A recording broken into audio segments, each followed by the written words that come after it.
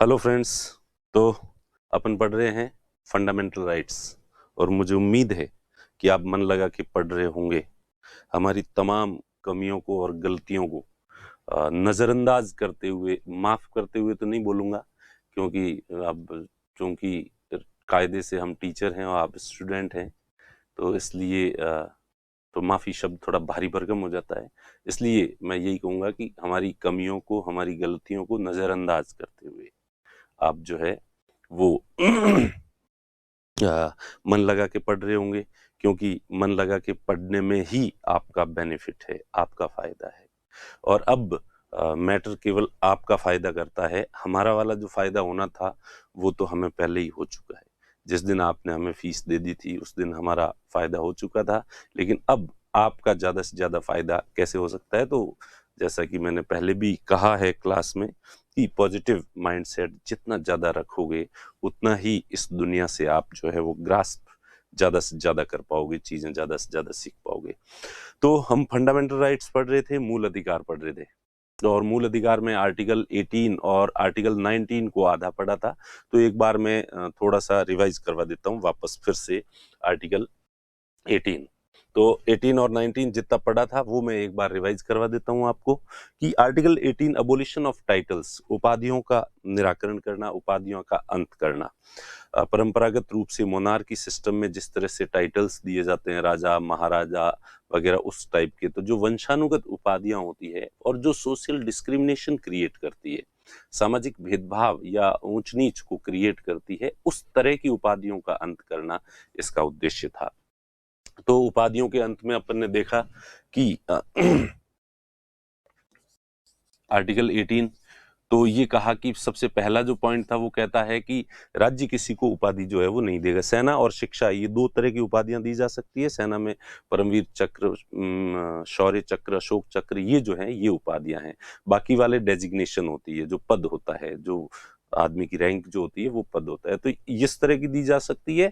और इसके अलावा जैसे पीएचडी करने वाले को डॉक्टर दी जाती है, bachelor of arts, bachelor of science, ये जो दी जाती है, तो ये सेना और शिक्षा की उपाधियां दी जा सकती है। इसके अलावा कोई भी उपाधि जो है वो नहीं देगा।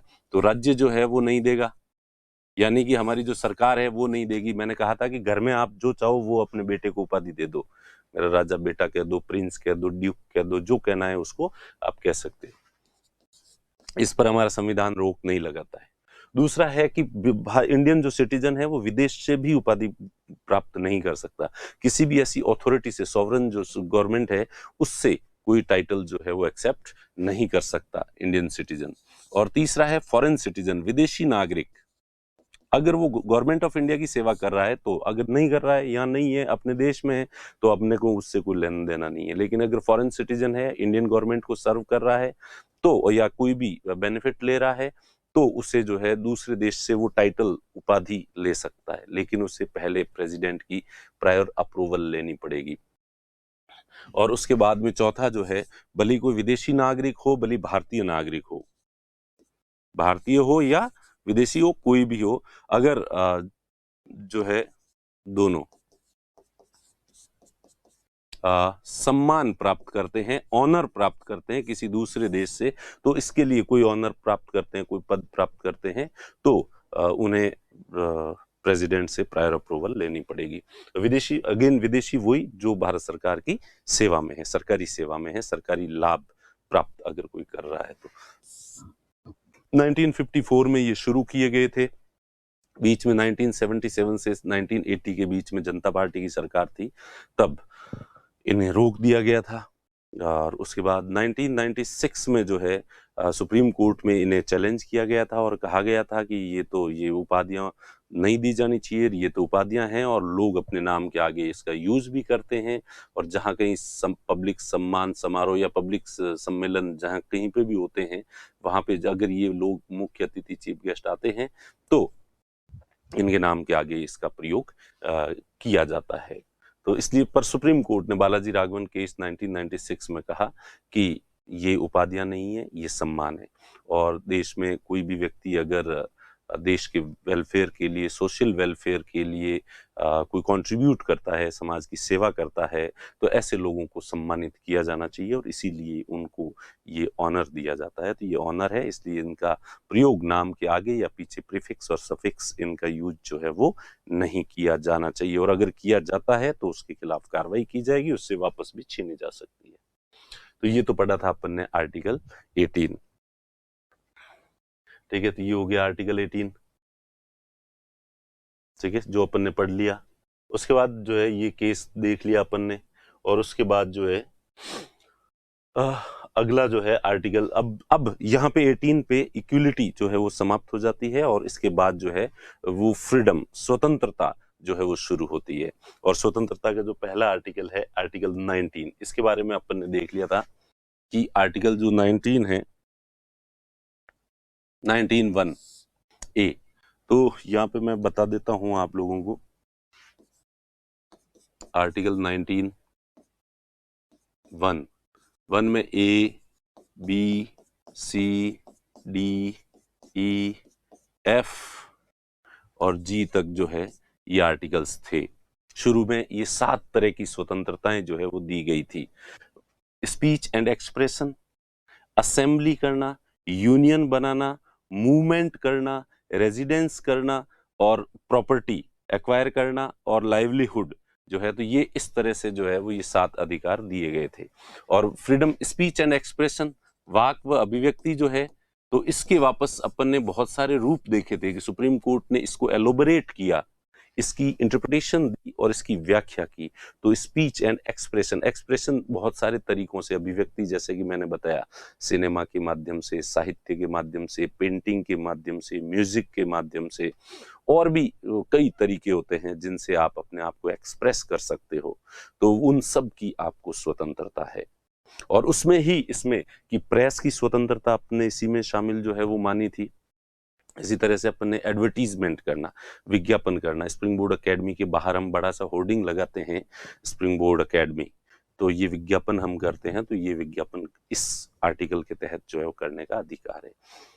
इसी तरह से बोलने के साथ साथ सुप्रीम कोर्ट ने कहा कि चुप रहने का अधिकार भी उसमें शामिल है। और कोई व्यक्ति अगर किसी संवेदनशील मुद्दे पर, सेंसिटिव इशू पर, अगर कोई सेलिब्रिटी या कोई भी व्यक्ति अपने विचार अभिव्यक्त नहीं करना चाहता, तो उसे बाध्य नहीं किया जा सकता कि तुम्हें बोलना ही पड़ेगा। चुप रहने का अधिकार है। गवर्नमेंट की जो इंफॉर्मेशन है वो भी, क्योंकि सरकार किसकी है? जनता की है। जनता के द्वारा निर्वाचित सरकार है और जनता के हित के लिए है।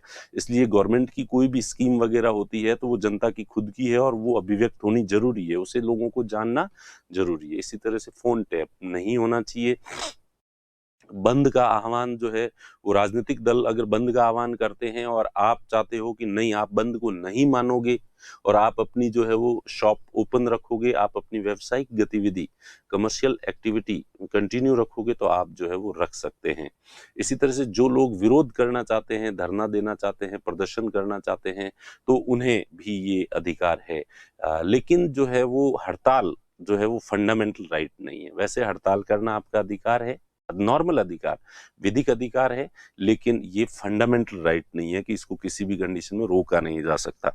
एसेंशियल सर्विसेज की जब सप्लाई को कंटिन्यू रखने के लिए सरकार को अगर लगे, बुनियादी आवश्यकता से जुड़ी हुई वस्तुओं या सेवाओं की आपूर्ति को बनाए रखने के लिए सरकार को यदि लगे, तो वो जो है इस तरह की हड़ताल को पे रोक लगा सकती है।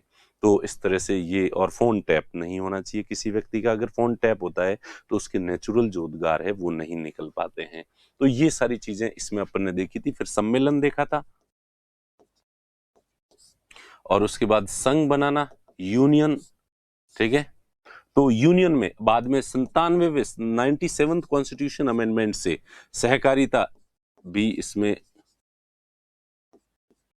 सहकारी समिति जो है वो अब इसमें प्रॉपर लिखा हुआ है इसके अंदर। वैसे तो पहले भी कोऑपरेटिव सोसाइटीज बनती थी और इसके तहत ही आती थी और इसकी इंटरप्रिटेशन में वो चीजें भी आ जाती थी। इसमें पॉलिटिकल पार्टी हो गया, एनजीओ हो गया, ठीक है, कोई सामाजिक संगठन हो गया, कोई धार्मिक संगठन हो गया, कोई कंपनी हो गई, ये सब चीजें जो संगठन बनते हैं वो इसी आर्टिकल 19 के तहत जो है वो बनाए जा सकते हैं। ये इस फंडामेंटल राइट्स में इंक्लूड है।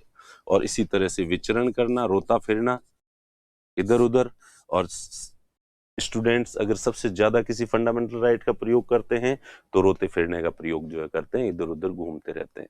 और जब भी अगर आप ज्यादा इधर उधर घूमो और घर वाले कहे कि इतना क्यों रोते फिरे, ठीक है, तो आप कह देना कि ये मेरा मूल अधिकार है, वैसे कहने की जरूरत नहीं, आप वैसे ही कह दोगे और खूब रोते फिरते हो। तो प्लीज इस फंडामेंटल राइट का प्रयोग आप कम से कम करें, ठीक है। तो और इस फंडामेंटल राइट पर ज्यादा से ज्यादा ध्यान दें। लाइवलीहुड, आजीविका कमानी है आपको, तो वो जो है वो अच्छी और बेहतर होनी चाहिए। वो तो आपका हमेशा इस फंडामेंटल राइट की बजाय यहाँ जाना चाहिए आपका विचरण करना। और आवास, आवास तो भाई देखो तभी बनेगा तुम्हारा जब तुम पढ़ाई करोगे, मेहनत करोगे, नौकरी लगेगी और कोई तुम पे भरोसा करके अपनी बेटी या बेटा तुम्हें देगा, तो ही तुम्हारा घर बसेगा, ठीक है। रोते फिरने से घर नहीं बसेगा। और ये संपत्ति का अधिकार, और ये 44वें संविधान संशोधन से इसको जो है वो हटा दिया गया है, 44th कॉन्स्टिट्यूशन। तो अब जो है प्री में क्वेश्चन पूछा जा सकता है कि आर्टिकल 19 में कुल कितने प्रकार की स्वतंत्रताएं दी गई है। तो कुल 6 प्रकार की स्वतंत्रताएं दी गई है। मुझे पक्की पक्की उम्मीद है कि आप लोग केवल समझ नहीं रहे हैं, इन चीजों को याद भी कर रहे होंगे। ये मैं एक्चुअली समझ सकता हूँ, ये सबसे फर्जी डायलॉग है। समझ में देखते ही पढ़ते ही चीजें समझ में आ जाती है, पर ये याद नहीं रहती। तो आपका उद्देश्य जो है चीजों को याद करना ज्यादा होना चाहिए। तो ये पहले भी मैंने बताया कि आरएस में समझने और याद करने वाले में से जिसका याद करने की क्षमता ज्यादा है उसका पलड़ा ज्यादा भारी रहता है। तो इसलिए देख लें। और याद करना भी एक हुनर है, एक कला है। और अगर आपसे चीजें एक्चुअली क्या है ना कि मैं रट नहीं सकता, इस तरह के डायलॉग बोलते हो, तो इसका मतलब ईश्वर ने आप पे मेहरबानी कम की है, ईश्वर की कृपा कम बसी है आप पे। आजीविका, लाइवलीहुड, लाइवलीहुड कमाने का अधिकार है। तो ये आर्टिकल 19(1) में जो है वो 6 तरह की फ्रीडम जो है वो आपको दी गई है। अब अपन देखते हैं कि ये जो 6 तरह की फ्रीडम है, क्या ये मतलब एकदम से पूरी तरह से छूट है, एब्सोल्यूट है, या इसकी भी कोई लिमिट है। तो इनकी भी लिमिट है। ये आपको ऐसी आपकी स्वतंत्रता नहीं है, आपकी अभिव्यक्ति की स्वतंत्रता की जिससे दूसरे की स्वतंत्रता बाधित हो, वो आपको जो है वो नहीं दी गई है। तो एक बार ये जो है वो अपन इसमें पीपीटी में देख लेते हैं। देखें तो ये अपन ने देखा वाक और अभिव्यक्ति की जो स्वतंत्रता दी गई है, प्रेस की स्वतंत्रता, विज्ञापन की स्वतंत्रता, चुप रहने का अधिकार, फोन टैप के विरुद्ध अधिकार और सरकारी सूचनाएं प्राप्त करने का अधिकार। उसके बाद धरना प्रदर्शन का अधिकार, लेकिन हड़ताल स्ट्राइक करने का अधिकार नहीं। Freedom of press, freedom of commercial advertisement, freedom of silence, right against tapping of telephonic conversation, right to know about government activities, right to demonstrate और picketing but not right to strike, ठीक है। तो strike का अधिकार नहीं है। और ये मैंने जैसे कि बताया कि जो एक्सप्लेनेशन, उसके बाद 19 जो है BCDEF और G। तो शांतिपूर्ण सम्मेलन, सम्मेलन शांतिपूर्ण के साथ दो जो है वो बातों का ध्यान रखना है। जो भी आप असेंबली करो उस असेंबली में शांतिपूर्ण तरीके से होनी चाहिए। कैसे होनी चाहिए? शांतिपूर्ण तरीके से जो है असेंबली होनी चाहिए। प्लस हथियारों के साथ जो है लोग नहीं आने चाहिए। शांतिपूर्ण और बिना शस्त्र के असेंबली करने का अधिकार है। उसके बाद है यूनियन, संघ बनाने का अधिकार। तो ये मैंने सब बता ही दिया। कंपनी, एनजीओ, पॉलिटिकल पार्टी, कमेटियां, club, social organisation, religious organisation वगैरह सब जो है वो इसी के तहत जो है आ जाते हैं। आबाद विचरण करने का अधिकार, freedom of movement, freedom of residence, कहीं पे भी आप मूवमेंट कर सकते हो, यानी कि हमारा जो पूरा देश है वो एक है और आप इसके सिटीजन हैं। और यहाँ पे सिंगल सिटीजनशिप है, ड्यूल सिटीजनशिप नहीं है, यानी स्टेट की सिटीजनशिप अलग से नहीं दी जाती है। इसलिए पूरे देश में जहां चाहो वहां आप घूम फिर सकते हो पब्लिक प्लेसेस पे। आप किसी के घर में जाके घूमने की कोशिश करो, या पर्सनल किसी का खेत है और उसने बाड़ लगा रखी है कि भाई मैं नहीं आने दूंगा किसी को, और आपको नहीं, मुझे विचरण करने का अधिकार है, तो वो अधिकार आपको नहीं है। किसी की प्राइवेट प्रॉपर्टी में घूमने का अधिकार आपको नहीं है। हाँ, पब्लिक प्लेसेस जहां पे भी हैं वहां जा सकते हो, ठीक है, कहीं पे भी संपत्ति खरीद सकते हो और वहां अपना आवास जो है वो बना सकते हो खरीद के। ऐसा नहीं कि आवास बनाने का अधिकार है और आप किसी भी सरकारी जमीन पे जाके और मकान बना के बैठ जाएं, झुग्गी झोंपड़ी बना के जिस तरह से लोग बैठे वैसे बैठ जाएं और क्या आवास का अधिकार है। नहीं, लीगल तरीके से जिस तरह से आवास होता है, जब जगह खरीदें, खरीद कर मकान बनाएं और उसके बाद उसमें भी जो नॉर्म्स होते हैं उनका पालन करके और फिर मकान बनाएंगे तो आपको रहने का अधिकार है। संपत्ति का अधिकार, राइट टू प्रॉपर्टी, ये डिलीट कर दिया गया है, हटा दिया गया है, इसे शिफ्ट कर दिया गया है आर्टिकल 300A के अंदर। और लाइवलीहुड का अधिकार, आपको रोज धंधा, काम धंधा जो है वो तो आपको करना ही पड़ेगा। तो ये था। अब इन आर्टिकल्स ये जो दिए गए हैं इनकी लिमिटेशंस। अब जैसे पहला जो है स्पीच एंड एक्सप्रेशन, वाक और अभिव्यक्ति की स्वतंत्रता। वाक व अभिव्यक्ति, स्पीच एंड एक्सप्रेशन की जो अधिकार आपको जो दिया गया है इसकी लिमिटेशंस हैं। 8 तरह की लिमिटेशंस हैं। कितने तरह की लिमिटेशंस हैं? 8 तरह की। भारत की संप्रभुता व अखंडता, शब्दों पे ध्यान देना। इंडिया की sovereignty and integrity of India, sovereignty and integrity of India, sovereignty and integrity of India, Bharat की संप्रभुता और अखंडता। यानी कि आप बोलो, लेकिन देश की सॉवरेनिटी और इंटीग्रिटी को समाप्त करने वाली कोई बात, ऐसा कोई षड्यंत्र करने वाली कोई बात आप नहीं बोल सकते। आप इस तरह की मूवी बनाओ जिसमें कि भारत के टुकड़े होना करना उद्देश्य दिखाओ और उसका जो प्रचार प्रसार भी करो। आप ऐसा कोई साहित्य लिखो जो देश के विरुद्ध हो, तो आप पर रोक लगाई जाएगी, प्रतिबंध जो है वो आपके ऊपर लगाया जाएगा। देश की संप्रभुता को खत्म करने या देश की अखंडता को समाप्त करने जैसी बातें आपको जो है वो नहीं बोलने दी जाएगी। भारत तेरे टुकड़े होंगे इंशाअल्लाह इंशाअल्लाह, इस तरह के डायलॉग्स बोलना आर्टिकल 19 आपको अधिकार नहीं देता। ठीक है, तो वैसे नहीं बोल सकते। हाँ, प्रेम भरी भाषा, अपनत्व बढ़ाने वाली, शांति और सौहार्द बढ़ाने वाली जितनी भी अच्छी बातें, पॉजिटिव सकारात्मकता बढ़ाने वाली, लोगों का उत्साह बढ़ाने वाली जो बातें हैं, एंटरटेनमेंट करने वाली जो बातें हैं, तो आपके उद्देश्य पवित्र होने चाहिए और उसके बाद आप जो बोलना चाहो वो बोल सकते हो। लेकिन गलत इंटेंशन से जो है वो आप नहीं बोल सकते, वैसी बात नहीं बोल सकते। दूसरा है राज्य की सुरक्षा, सिक्योरिटी ऑफ स्टेट। देश की जो सुरक्षा है उसको साथ, आपके पास कोई गोपनीय जानकारियां हैं, कोई मिलिट्री में अफसर है और उसके बाद कॉन्फिडेंशियल जो है वो इंफॉर्मेशंस हैं और वो उन्हें ऐसे पब्लिश करवा देता है, लोगों को दे देता है और मीडिया में आके बता देता है, सोशल मीडिया पे बता देता है, सोशल मीडिया में डाल देता है। तो ऐसी कोई चीज जो आप एक्सप्रेस करते हो, बताते हो लोगों को, उससे देश की सुरक्षा खतरे में पड़ती है, तो वो आपको अधिकार नहीं है। आर्टिकल 19 वो अधिकार नहीं देता। तो आर्टिकल 19 आपको बोलने का अधिकार देता है, लेकिन उस अधिकार के साथ आपके ऊपर बहुत सारी मर्यादाएं, बहुत सारी सीमाएं, लिमिटेशंस भी इम्पोज करता है, थोपता है। उसके बाद तीसरा है विदेशी राज्यों के साथ मित्रवत संबंध।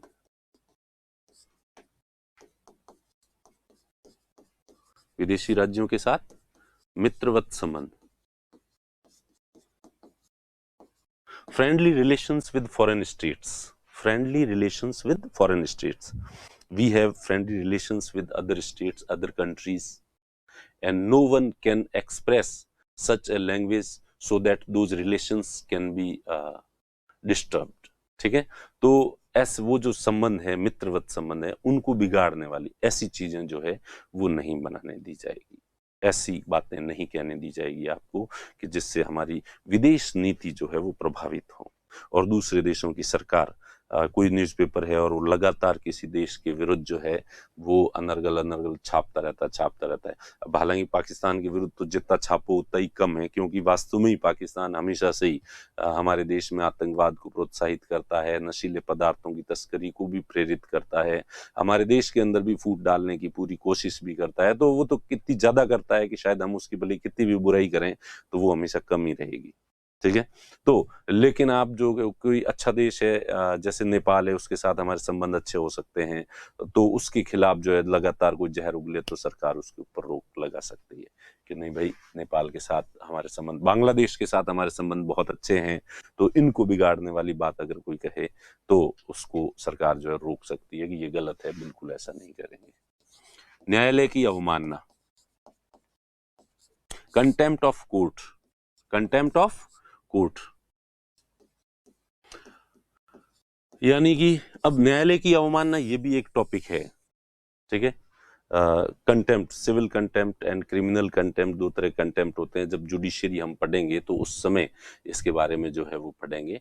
तो न्यायालय की अवमानना यानी कि न्यायालय का अपमान करने वाली कोई भी भाषा आप जो है वो प्रयोग में नहीं ले सकते।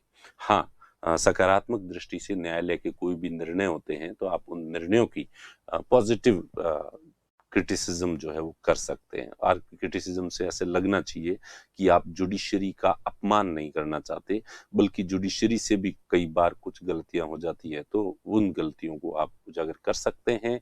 सुप्रीम कोर्ट के किसी फैसले की हल्की फुल्की आलोचना भी कर सकते हैं आप। ठीक है।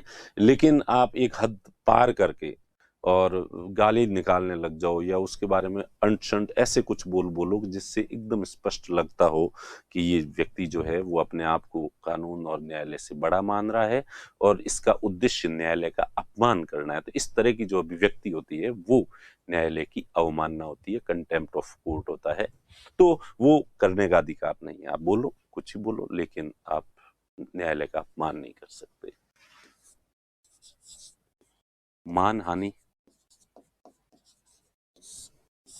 डिफेमेशन, डिफेमेशन किसी को डिफेम करने के लिए, किसी व्यक्ति का अपमान करने के लिए आप किसी दूसरे व्यक्ति को गाली गलौज करते हो, उस पर झूठे आरोप लगाते हो, उन आरोपों का प्रचार प्रसार करते हो, तो ये गलत है। और ये मानहानि के केस तो कई नेताओं ने केजरीवाल पर किए थे कि इसने हमारे ऊपर जो भी आरोप लगाए झूठे थे, और अगर सच्चे थे तो न्यायालय में आके सबूत दे दे, प्रमाण दे दे। तो न्यायालय ने भी उसको कहा कि भाई क्या है, दे सबूत दे। तो सबूत तो मेरे पास नहीं है। तो तूने पहले तो कहा था कि सबूत है, तो अगर कोई नहीं सर मेरे तो है नहीं, तो फिर न्यायालय ने कहा चुपचाप माफी मांग ले, और उसने फिर सबसे माफी जो है वो मांग ली थी।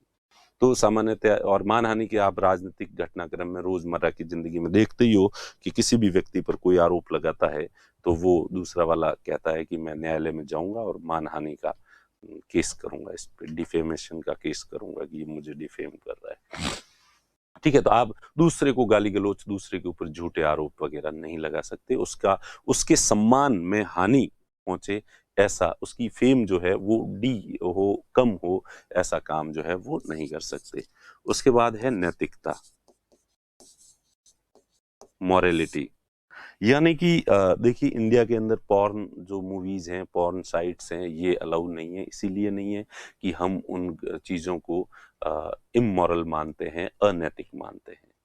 तो ऐसी अभिव्यक्तियां, ऐसी पेंटिंग्स, ऐसी मूवी, ऐसा साहित्य जो अश्लील हो, ठीक है, तो उसको जो है वो जो मॉरलिटी के पैरामीटर्स पर खरा नहीं उतरता हो, तो इस तरह की चीजों को पब्लिश करने का या इस तरह के एक्सप्रेशंस का अधिकार आपको आर्टिकल 19(1)(a) नहीं देता है।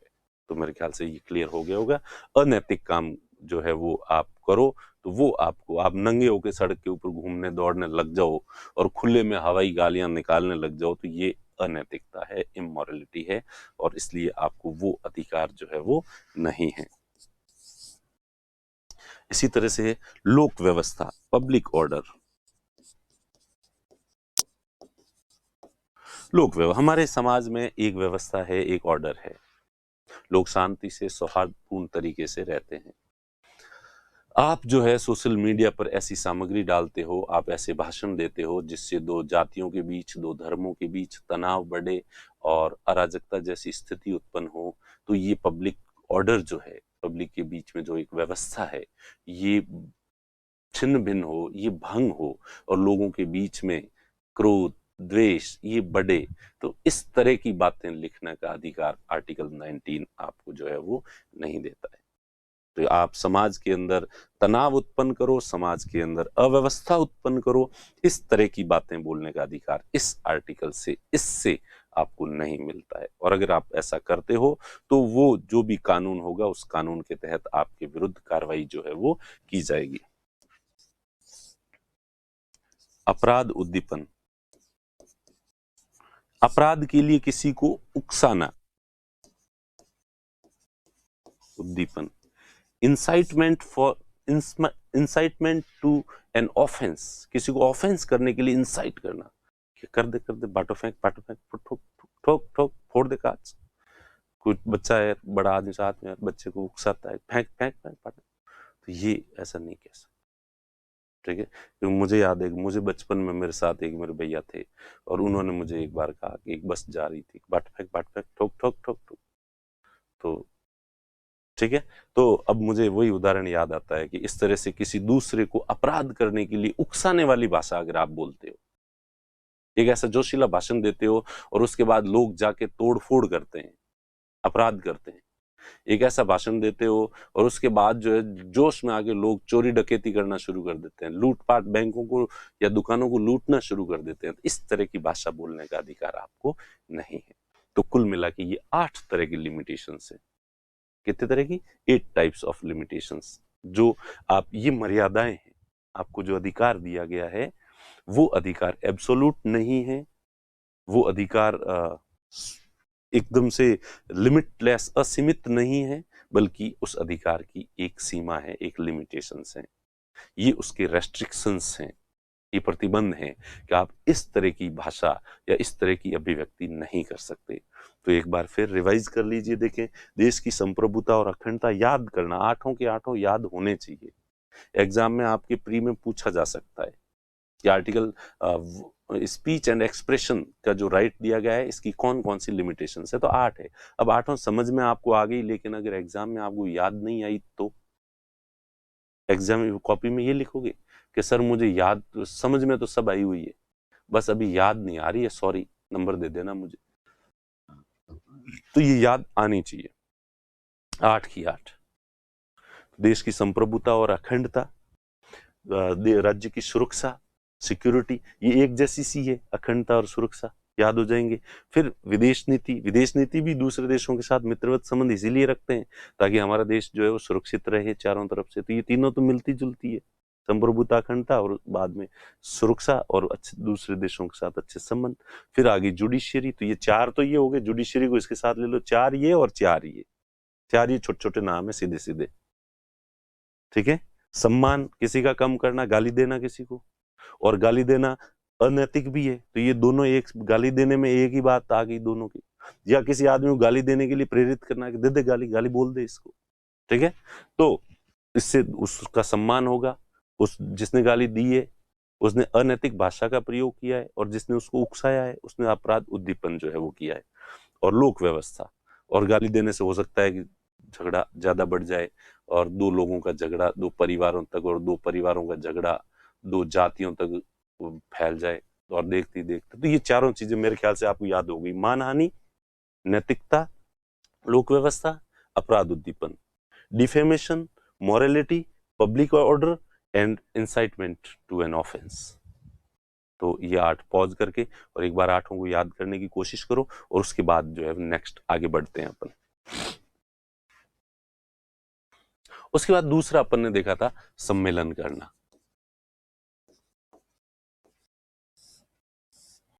तो सम्मेलन में 2 तो इसमें वैसे ही लिखी हुई है कि शांतिपूर्ण तरीके से होना चाहिए और बिना शस्त्र के, वो तो वैसे वो लिमिटेशंस में नहीं है। उसके बाद जो 2 लिमिटेशंस हैं इसकी, वो 2 वही है। पहली, सबसे जो पहली क्या थी, भारत की संप्रभुता व अखंडता, sovereignty and integrity of India, और दूसरा लोक व्यवस्था, पब्लिक ऑर्डर।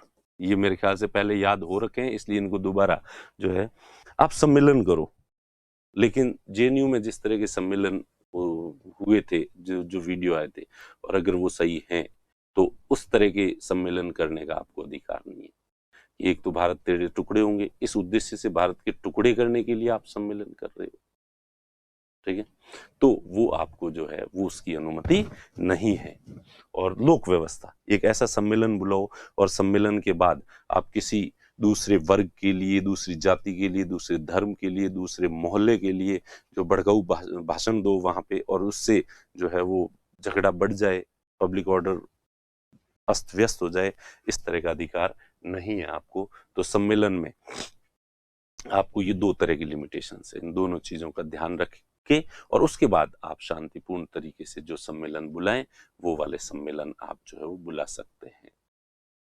अब जातीय सम्मेलन, धार्मिक सम्मेलन तो ये बुलाए जाते रहे हैं। बीच में इलाहाबाद हाई कोर्ट ने जरूर एक फैसला दिया था जिसमें इस तरह के सम्मेलनों पर रोक जो है वो लगाई थी, लेकिन वैसे ओवरऑल इस पे कोई रोक जो है वो नहीं है और अपनी जाति के, अपने समाज के, अपने धर्म के सम्मेलन जो है वो बुलाए जाते रहे हैं। ठीक है, तो ये सम्मेलन जो है वो बुलाने का, उसकी दो लिमिटेशन है और दो इसके अंदर ही इंक्लूड थी, बिना शस्त्र का होना चाहिए और शांतिपूर्ण तरीके से जो है वो होना चाहिए। सम्मेलन के बाद जो है तीसरा था संघ बनाना, यूनियन व सहकारी समिति। ठीक है, यूनियन बनाना, तो इसकी जो लिमिटेशंस हैं वो तीन हैं। दो तो ये कि यही है, यहां ले आओ सेम। अब आपको ज्यादा याद पहले वाले में ही 8 करनी थी। अब ये जो दो है, भारत की संप्रभुता व अखंडता, sovereignty and integrity of India और पब्लिक ऑर्डर, तो इसमें भी है और एक और जुड़ जाती है और वो है मॉरलिटी, नैतिकता। आप संगठन बनाओ, कोई दिक्कत नहीं है, लेकिन आशाराम बापू जैसा संगठन मत बनाओ कि वहां पे फिर इमोरल एक्टिविटीज जो है वो होती है। तो अनैतिक गतिविधियां का संचालन करने के उद्देश्य से आप कोई भी संगठन नहीं बना सकते। और देश की एकता और अखंडता, संप्रभुता जो है उसको खत्म करने के लिए सम्मेलन, कोई संगठन ऐसा हो जिसका उद्देश्य यही हो, जैसे ये नक्सली ऑर्गेनाइजेशन है, तो ये नक्सली ऑर्गेनाइजेशन जो है ये देश की, हमारी जो संप्रभुता है या देश की जो अखंडता है, इसको खत्म करना चाहते हैं। जम्मू कश्मीर के जितने भी टेररिस्ट ग्रुप हैं, तो ये जो संगठन है, ये इनका उद्देश्य देश की जो इंटीग्रिटी है इसको समाप्त करना है। तो ऐसा संगठन बनाने का अधिकार आपको नहीं है। ठीक है, और उसके साथ ही पब्लिक ऑर्डर, आप ऐसा संगठन बनाओ जिससे कि जातीय या धार्मिक विद्वेष फैले, तो वो आपका अधिकार जो है वो नहीं है। उस उद्देश्य से आप संगठन नहीं बना सकते। तो भले कितने ही कट्टर हिंदू संगठन है, कट्टर मुस्लिम संगठन है, उन पार्टियों के जो मैनिफेस्टो होते हैं उनमें ऐसा कहीं उल्लेख नहीं होता है। उसमें सब जगह यही होता है कि देश की एकता, अखंडता, संप्रभुता को बढ़ाना है, सामाजिक सौहार्द को बढ़ाना है, ये करना है, वो करना है, देश के नैतिक स्तर को ऊंचा उठाना है। तो वो अपने पार्टी का जो घोषणा पत्र होता है उसमें इस तरह की घोषणाएं जो है वो लिखते हैं। ठीक है, इसीलिए वो सब वैलिड हैं। हो सकता है कि अब उनके मन के जो भाव है वो कुछ अलग होते हैं, हाथी के दांत दिखाने के अलग, खाने के अलग, ऐसा हो सकता है, लेकिन खुले में, इसीलिए उनके ऊपर ऐसा सीधा आरोप जो है वो नहीं लगाया जा सकता कि ये कैसे संगठन है। तो संघ बनाने में 3 लिमिटेशंस, कितनी? 3 लिमिटेशंस। उसके बाद जो है विचरण करना, मूवमेंट, रोता फिरना, ठीक है, और आवास, रेजिडेंस, ये जो 2 चीजें हैं ये ओवरलैपिंग है। आदमी जहां घूमेगा वहीं जहां उसका घर होगा, और घर होगा तो वहां घूम के वहां जाएगा ही, घर तो जाना ही पड़ेगा। घर से बाहर भी निकलेगा, घर पे अंदर भी आएगा। ठीक है, तो ये विचरण थोड़ा बड़ा है और आवास उसके अंदर ही इंक्लूड है। तो ये दोनों जो है ना ओवरलैपिंग है, एक दूसरे के ऊपर अतिव्याप्त होते हैं ये, और इसलिए ये एक दूसरे के कॉम्प्लीमेंट है। तो इस वजह से इन दोनों की लिमिटेशंस जो है एक जैसी ही रखी गई है, इन दोनों की। और इन दोनों की लिमिटेशंस भी 2 हैं, लेकिन इस बार ये 2 अलग हैं। यहां तक तो वो 8 में से ही निकले थे, ये 2 और ये 3, लेकिन यहां थोड़ा अलग है। जनसाधारण के हित में, in the interest of general people, general people जो है उनके, जनसाधारण के हित में, ठीक है, और जनजातीय लोगों के हित में, जनजातीय लोगों के हित में, ठीक है, in the interest of general people, common people and in the interest of tribal people. अब जनसाधारण के हित में आपके जो है सीआरपीसी की धारा है 144 और आईपीसी की धारा है 141। ये जो दोनों हैं, धारा 144 आपने सुना ही होगा, थोड़े दिन में अभी भी राजस्थान में खूब घोषणा होती रहती है, धारा 144 लगेगी, 4 से ज्यादा लोग एक जगह इकट्ठे जो है वो नहीं हो सकते, ठीक है। तो सॉरी, ये विचरण मूवमेंट के लिए नहीं है, ये इन दोनों धाराओं का प्रयोग जो है वो अपन करेंगे ये सम्मेलन के मामले में, यहाँ पे इनका प्रयोग करना था, मैं थोड़ा भूल गया था, अभी मुझे एकदम से याद आया कि धारा 144 और धारा 141 है, सेक्शन 144 एंड सेक्शन 141, तो ये आप सम्मेलन करते इकट्ठे होते हो ना, तो इसकी ये जो है वो पब्लिक ऑर्डर कहीं जो है भंग ना हो जाए, इसलिए लोक व्यवस्था भंग ना हो जाए, इसलिए ये प्रोविजंस किए गए हैं। तो इनके तहत आपके ऊपर रोक लगाई जा सकती है। तो चूंकि ये जो आपको सम्मेलन करने की जो स्वतंत्रता दी है, ये अबाध स्वतंत्रता नहीं है, ठीक है, तो ये वहां उसको हित में करें। और जनसाधारण के हित में आपको जो है वो जो रोका जा सकता है, तो इसका प्रयोग हम यहाँ पर भी कर सकते हैं कि जनसाधारण के हित में, जनता के हित में लॉ एंड ऑर्डर नहीं बिगड़े, व्यवस्था नहीं बिगड़े, इसलिए आपको जो है, और लॉ एंड ऑर्डर बिगड़ेगा तो आम आदमी को ही परेशानी होगी। कोई भी धरने देते हैं, प्रदर्शन करते हैं, हड़ताल करते हैं, आप सभी लोग उनका पूरा समर्थन भी करते हैं, लेकिन उसके साथ क्या कभी आप ये भी सोचते हैं कि उनके इस धरने की वजह से कितनों लोगों को असुविधाएं होती है? जो जिन रास्तों पे वो धरने होते हैं, उस रास्ते से गुजरने वाले लोगों की आत्मा क्या देती है? दुहाई देती है या बद्दुआई देती है, ठीक है, और कितने लोगों को तकलीफ होती है उस चीज से। तो वो जो, तो इस तरह से ये जो प्रदर्शन होते हैं, ये जो कुछ भी होते हैं, तो उनसे ये लोगों के जनहित जो है वो प्रभावित होते हैं, और जनता के हित प्रभावित हों तो विचरण पे, आपके घूमने फिरने पे जो है वो रोक लगाई जा सकती है। जो कर्फ्यू लगाया जाता है कि आप बाहर नहीं घूमोगे, तो वो कर्फ्यू इसी के लिए लगाया जाता है। कर्फ्यू क्यों लगाती है? सरकार को शौक थोड़ी आता है। हालांकि कोरोना के काल में जो कर्फ्यू लगाया गया है, रात का कर्फ्यू, ये तो बेतुका सा है, किसी को इसका लॉजिक, हम इतने लोगों से पूछ लिया, किसी को ही समझ में नहीं आया। इसलिए प्लीज इस कर्फ्यू को उदाहरण न लें, क्योंकि इसको लोगे तो आपको लगेगा कि ये जनता के हित के लिए नहीं है, बल्कि पुलिस के द्वारा जनता को टॉर्चर करवाने के लिए एक अनावश्यक रूप से शुरू की गई कार्रवाई है। लेकिन कहीं सांप्रदायिक तनाव अगर फैल जाता है, अव्यवस्था फैल जाती है, और उसके बाद स्टेट जो कर्फ्यू लगाता है, तो वो कर्फ्यू जो है वो जनता ज्यादा मानहानि नहीं हो, लोगों की जो है वो जान की क्षति नहीं हो, माल की क्षति नहीं हो, उपद्रव ज्यादा नहीं फैले, और नहीं फैलेगा तो अल्टीमेटली तो उपद्रव फैलेगा तो भुगतेगी तो कौन? जनता ही भुगतेगी। तो जनता के हितों को सुरक्षित रखने के लिए ही कर्फ्यू जैसे जो है वो लगाए जाते हैं, ठीक है। उसके बाद जो है अपन इसमें देखें तो इस तरह से तो खैर कम जाएगा ये। तो ये जो दो और जनजातीय लोगों के हित में, ट्राइबल पीपल, तो ये अपन जो शेड्यूल्स पढ़ रहे थे तब भी अपन ने पढ़ा कि जो जनजातीय क्षेत्र होते हैं, तो जनजाति किसे कहते हैं? जनजाति उसे कहते हैं जो समाज की मुख्य धारा से कटे हुए क्षेत्र जो थे, और चूंकि ये समाज की मुख्य धारा से कटे हुए थे, इसलिए इनके रीति रिवाज, इनका खान पान, इनका रहन सहन, इनके त्योहार, सब कुछ जो है वो हमसे अलग होते हैं। और चूंकि अलग होते हैं, और हमारे लोग जाके वहां जाएंगे तो उनको डिस्टर्ब ही करेंगे, और उनकी जो एक शांति है उसको वो भंग करेंगे, और उनके अपने कुछ अधिकार हैं जो बने रहने चाहिए। तो इसके लिए जो है वो आप लोगों पर ये रोक लग सकती है कि आप लोग जो है उन क्षेत्रों में नहीं जाएंगे और उन लोगों को डिस्टर्ब नहीं करेंगे। वहां आवास बनाने की अनुमति जो है वो नहीं दे। तो जनजातीय क्षेत्रों बीच में जो है जम्मू कश्मीर में जिस तरह से कि भाई आपको पहले अचल संपत्ति, इमूवेबल जो प्रॉपर्टी है वो खरीदने का अधिकार नहीं था, तो जब ये हटाया गया था, ये आर्टिकल 35A को हटाया, तो कई लोगों ने ऐसे दिए थे कि ये क्या तरीका हुआ।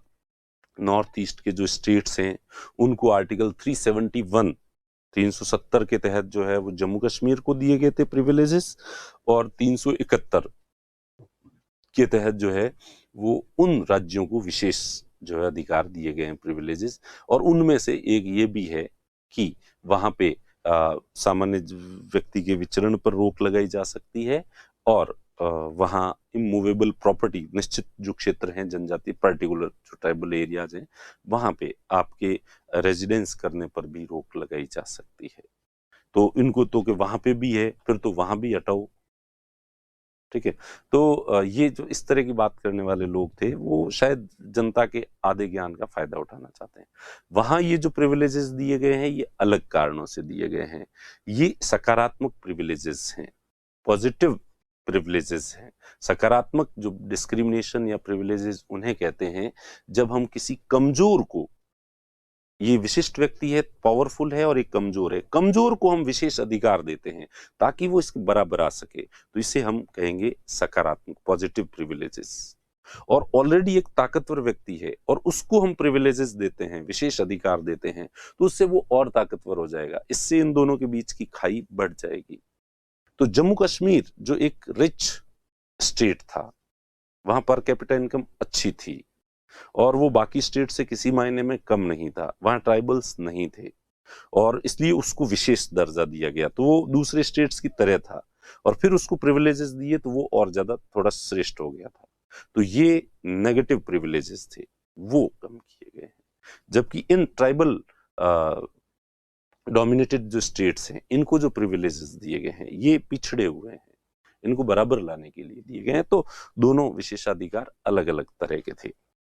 तो इस तरह से जो है ये हमने देखा कि तो जनसाधारण के हित में लोगों के मूवमेंट पर रोक लगाया जा सकता है जैसे कि कर्फ्यू, और जनजातीय लोगों के हित में जो है जनसाधारण के आवास पर या मूवमेंट पर रोक लगाया जा सकता है।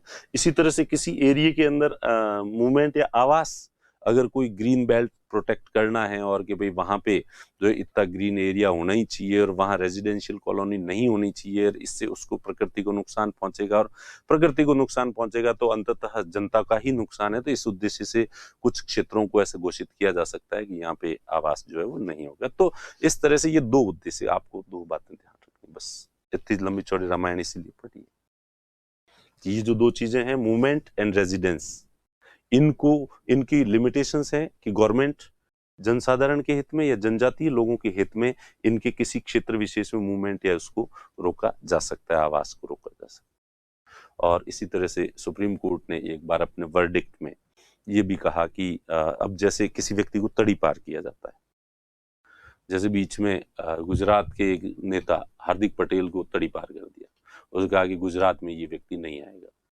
तो फिर वो राजस्थान में आके, राजस्थान उदयपुर शहर में जो है वो रहा था। तो कि ये तड़ी पार कैसे कर सकते हैं, ये तो फंडामेंटल राइट है, देश में कहीं पर भी घूम सकता है व्यक्ति। तो सुप्रीम कोर्ट ने अपने वर्डिक्ट में कहा है कि जो हैबिचुअल ऑफेंडर्स होते हैं या जो अब आदतन अपराधी होते हैं, जिनके चार्जशीट खुल जाती है, खूब सारे केस मुकदमे दर्ज हो जाते हैं और ऐसा लगता है कि वो जनसाधारण को नुकसान ही पहुंचाएंगे, तो ऐसे हैबिचुअल जो ऑफेंडर्स हैं उनके किसी क्षेत्र विशेष में प्रवेश पर रोक लगाई जा सकती है। और आर्टिकल 19 के तहत जो है इसे नहीं माना जा सकता कि हर व्यक्ति का कहीं भी अधिकार है। इसी तरह से जो है वो प्रोस्टिट्यूट्स जो होती हैं, वो भी अगर प्रोस्टिट्यूशन का काम करती हैं, प्रोस्टिट्यूट्स हैं, तो उनके भी किसी क्षेत्र विशेष में रेजिडेंस पर रोक लगाई जा सकती है। तो बिल्कुल सरकार अगर चाहे कि नहीं भाई इससे हमारे समाज की जो नैतिकता है इस पर प्रतिकूल प्रभाव पड़ेगा, तो उस पर ऐसा सुप्रीम कोर्ट का वर्डिक्ट जो है वो आया हुआ है। तो इसीलिए वेश्याओं पर और इन हैबिचुअल ऑफेंडर्स पर, इन पर, और इस तरह से बीच में एक बॉम्बे हाई कोर्ट ने डिसीजन दिया था कि एड्स का जो रोगी होता है उसके मूवमेंट पर भी जो है वो रोक लगाई जा सकती है, क्योंकि उससे वो किसी को भी फैल सकता है, तो उसके ऊपर निगरानी रखी जाए। इसी तरह से जनसाधारण के हित में, जैसे अभी कोरोना महामारी है तो लोगों को क्वारंटाइन किया गया, 14 दिन तक घर में ही रहोगे, आप बाहर नहीं घूम सकते। क्यों नहीं घूम सकते? क्योंकि अगर आप बाहर घूमोगे तो ये संक्रामक बीमारी है और ये दूसरे लोगों के बीच आप फैलाओगे, तो इसलिए जनता के हित में, जनसाधारण के हित में आपको जो है वो घूमने फिरने से रोका जा सकता है, विचरण करने से रोका जा सकता है। तो ये दो कारण जो है वो हो गए। उसके बाद संपत्ति तो है नहीं, आजीविका।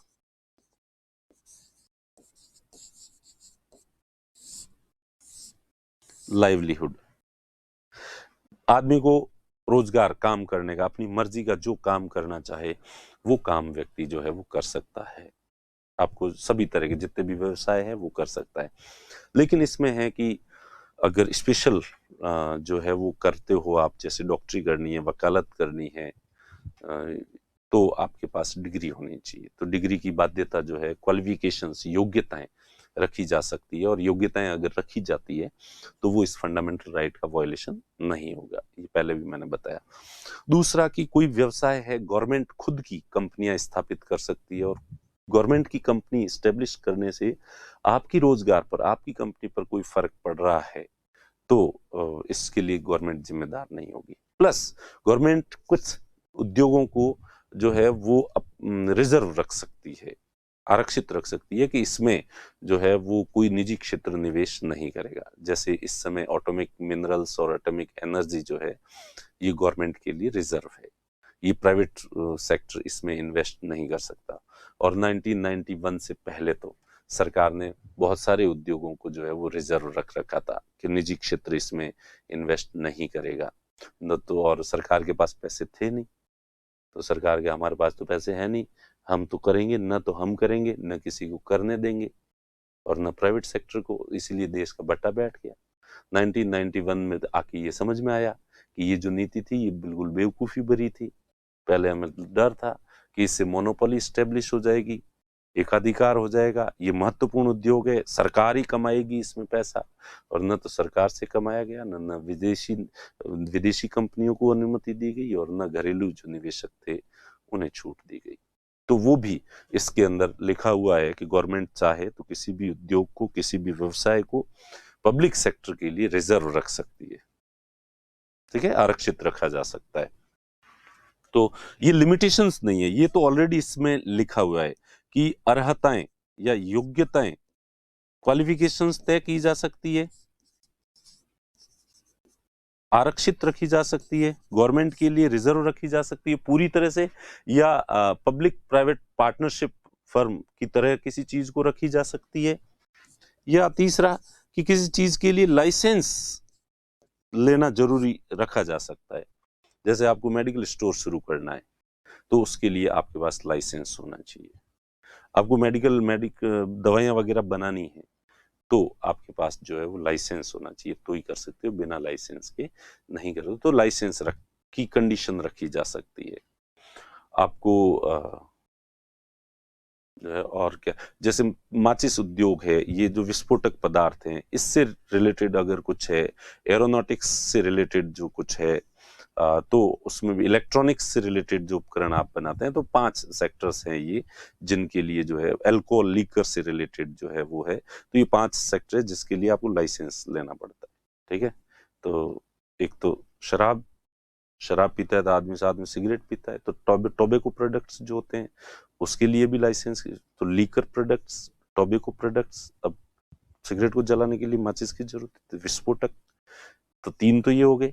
एक मेडिकल वाला हो गया, फिर इतने ज्यादा शराब पियोगे तो टेबलेट खानी पड़ेगी, बीमार तो पड़ोगे, गोलियां खानी पड़ेगी, ठीक है।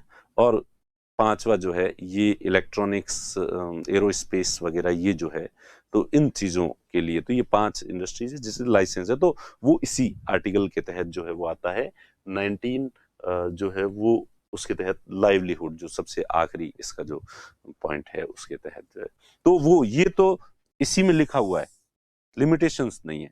अब इसकी सीमा जो है केवल एक है, जनसाधारण के हित में, in the interest of general people, सामान्य लोगों के हित में जो है, ये एक कंडीशन है इसकी कि सरकार चाहे तो जनसाधारण के हित में जो भी है, आप शराब की भट्टी चलाते हो अवैध रूप से तो सरकार आपको रोकेगी कि क्यों, तो अरे भाई लोगों का भट्टा बैठाएगा क्या, तो नशीली शराब बना देगा, पता नहीं कैसी बनाएगा और लोग मर जाएंगे। और ज्यादा शराब को कंट्रोल करना भी जरूरी है, ऐसे नहीं तो लोगों के स्वास्थ्य पर प्रतिकूल प्रभाव जो है पड़ेगा। तो जनसाधारण के हित में। इसी तरह से आप हथियारों की तस्करी कर रहे हो, अवैध जो ड्रग्स होते हैं उसकी स्मगलिंग कर रहे हो, या प्रोस्टिट्यूशन का प्रोफेशन कर रहे हो, तो प्रोस्टिट्यूशन पर भी चूंकि ये जनसाधारण के हित में, सरकार को ऐसा लगता है कि ये जनसाधारण के हित में नहीं है, तो इस वजह से जो उस पर भी रोक लगाई जा सकती है। तो इस तरह के जो व्यवसाय होते हैं उन पर रोक लगाई जाती, तो उसका आधार, ये एक इतना बड़ा आधार है जनसाधारण के हित में। आप किसी भी तरह की एक्टिविटी, कोई भी काम कर रहा है व्यक्ति, तो ये अपने आप में इतना बड़ा है कि आप हर किसी को इसी के दायरे में जो है वो ले सकते हैं। तो इस तरह से जो है, तो हमने देखा कि, अब मैं बताऊं कि जो पहला था ए, इसकी ए की जो लिमिटेशंस कितनी थी, 8 लिमिटेशंस थी। फिर बी, सम्मेलन जो करना था उसके ऊपर कितनी लिमिटेशंस थी, 2 लिमिटेशंस, संप्रभुता, अखंडता और उसके साथ पब्लिक ऑर्डर। और उसके बाद में सी, जिसके तहत संघ बनाना था, तो संघ बनाने की कितनी लिमिटेशंस हैं, 3, 2 तो ये की ये थी, एक मॉरलिटी और थी। डी और ई, ये जो विचरण, आवास, ये 2 चीजें हैं, इन दोनों के ऊपर कितनी लिमिटेशंस, 2, जनसाधारण के हित में और जनजातीय लोगों के हित में। और जी, आजीविका, लाइवलीहुड, इस पर कितनी लिमिटेशंस हैं, 1, जनसाधारण के हित में। तो ये तो वाक, ये सम्मेलन, तो वाक और अभिव्यक्ति की 8 लिमिटेशंस हैं, सम्मेलन बुलाओ 2 लिमिटेशंस हैं, और संघ बनाओ 3 लिमिटेशंस हैं, विचरण और आवास 2 लिमिटेशन, और लाइवलीहुड की 1 लिमिटेशन दी गई है। तो ये लिमिटेशन है। आर्टिकल 19 जो 1 था, 1A, B C D E F G तक जो है पहले के अंदर तो दे गई है आपको स्वतंत्रताएं, और दूसरा, तीसरा, चौथा, पांचवा, छठा जो है उसमें दी गई है आपकी लिमिटेशंस। तो मेरे ख्याल से ये एकदम क्लियर हो गया होगा आपका। और अब इसके बाद जो है वो आगे बढ़ते हैं अपन।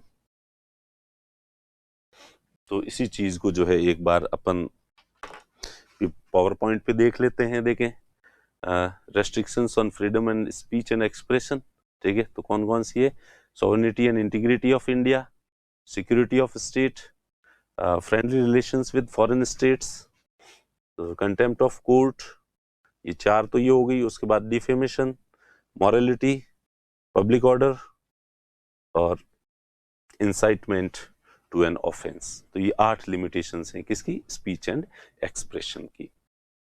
उसके बाद अगर देखें तो दूसरा वाला कौन सा अधिकार है अपना, दूसरा अधिकार था सम्मेलन, सम्मेलन करने की 2 लिमिटेशंस हैं, ठीक है, sovereignty and integrity of India and public order.